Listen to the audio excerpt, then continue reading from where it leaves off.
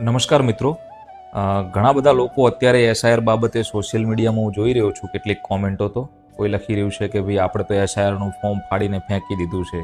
કોઈ કહે છે કે ભાઈ આ ફોર્મ ભરીને આપણે પાછું આપવું જ નથી, જે થાય એ કરી લે. પણ મિત્રો, આ બધા જે વિચારો છે એ સોશિયલ મીડિયામાં સારા લાગે. હકીકતમાં જો કોઈ આવું કરશે તો એ પગ ઉપર કવાડો મારવા જેવું હશે.